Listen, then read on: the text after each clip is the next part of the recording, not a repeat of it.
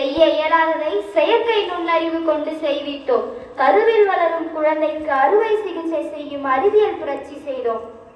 அறிவியல் கற்க ஆங்கிலம் துணை இருக்கும் வேளையில் என் தலைமுறைக்கு அள்ளித்தர அருந்தமிழிடம் என்ன உள்ளது?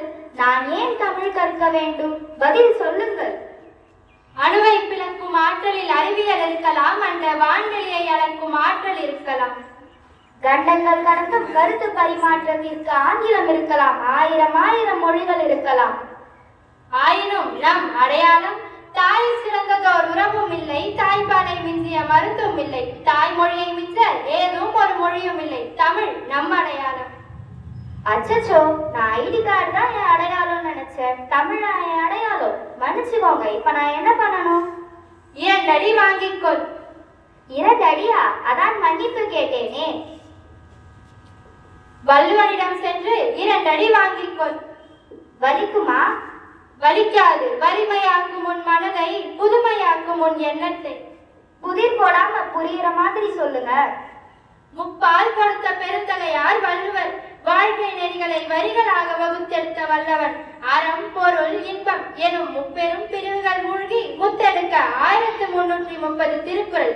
பிறப்பு இறப்பு இவ்விரண்டிற்கும் இடைப்பட்ட இக்காலத்தில் இவ்வுயிர் சிறக்க வேண்டிய அத்துணை அறநெறிகளையும் கொண்ட ஒற்றை நூல் தமிழில் பிறந்த பொய்யா மொழி. ஓ, இத்தனை சிறப்புகளா திருக்குறளில்? வேறு என்ன நினைச்ச? மனனம் செய்தால் மதிப்பெண் கிடைக்கும் என்று நினைத்தேன். கற்க கசடர கற்பவை கற்றபின் நிற்க அதற்கு தக. புரிந்தது. புவியில் பூத்த திருக்குறளின் புகழ் தெரிந்தது. மொழியின் அழகுக்கு அழகு சேர்ப்பது கவிதை. கவிதையின் அழகில் மயங்கி அதன் சொற்களின் சுவையை ரசித்து ருசித்து கலிப்புற தமிழில் என்ன உள்ளது? தமிழில் கவிதைக்கா பஞ்சம்? தமிழே ஒரு கவிதை மொழிதான். இருப்பினும் ஒன்றை சொல்கிறேன். கவிதைக்கு இலக்கணமாய் கற்பனைக்கு எல்லையால் கம்பன் வடித்த காப்பியம் கம்பராமாயணம். இது கவிதையில் பிறந்த இதிகாசம். இதன் புகழ் காலம் பேசும். அவ்வளவு சுவையா? தினை மாவை விட சுவையானது அதன் தேன்மாவும் புளிமாவும்.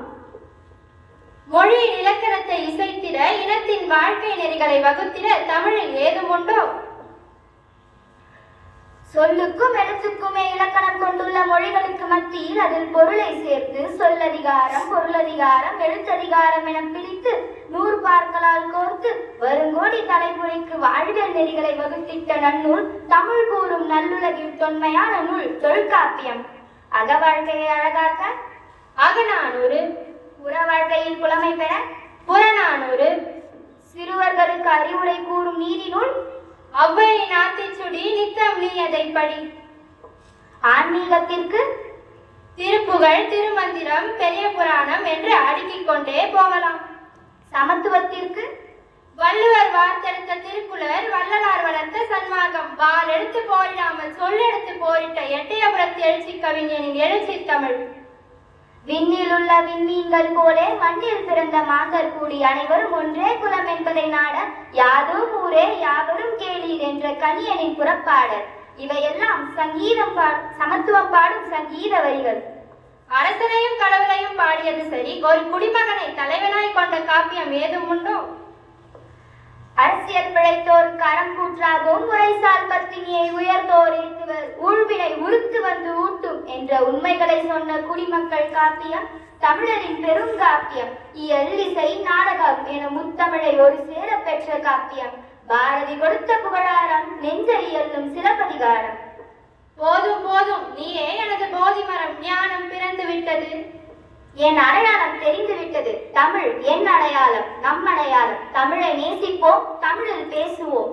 பாறைகளில் வாழ்ந்த ஆதி இனம் பேசியதும் பறையடித்து பரவசமாய் ஆடியதும் பண்பட்ட மொழியினிலே பண்பாட்டை விதைத்ததும் வருங்கோடி தலைமுறைக்கு வாழ்வியல் நெறிகளை வகுத்திட்டதும் தமிழ். மலைகளில் ஓவியமாகி காற்றில் ஒளியாகி கடைசியில் மொழியாகி என்றும் உணர்வாகி உயிராகிய நம் தமிழ். நாடிலோடும் நற்றவள் என் நாதினம் சுவைக்கும் தேன் தமிழ். சொல்வளம் கொண்ட செந்தமிழ், பொருள் வளம் கொண்ட பைந்தமிழ். எழில்வளம் கூட்டும் என் தமிழ், உறவை இணைத்த உயிர் தமிழ். உயிர் தமிழே உன்னை மொழி என்பதா, தாய்மொழியே உன்னை உயிர் என்பதா? அன்பை தெளிக்க அகங்கோடி போர் முரசு கொட்ட புறங்கோடி அத்துணை மனம் சொல்லும் தமிழே இப்புவி வெல்லும்.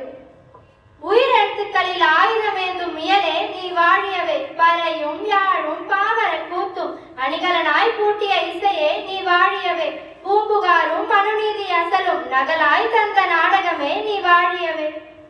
முல்லைக்கும் மயிலுக்கும் கொடையளித்த கடையேழு வள்ளல்களின் கவிப்பாடும் களஞ்சியமே நீ வாழியவே. இவ்வுலகில் பன்மொழியின் இருப்பு, அதில் தமிழுக்கென்று ஒரு தனி சிறப்பு. தமிழராய் எமது இந்த பிறப்பு இப்பிரபஞ்சத்தின் விருப்பு. செங்கதிரில் எரித்தால் கூட செந்தமிழை நாமும் மறவோம். தமிழை எங்கும் விதைப்போம், அது செடியாகும் மரமாகும் காடாகும். இந்த உலகமே அழித்தால் கூட அது இன்னொரு உலகம் படைக்கும். நான் தமிழ் வீழ்வேன் என்று நினைத்தாயோ?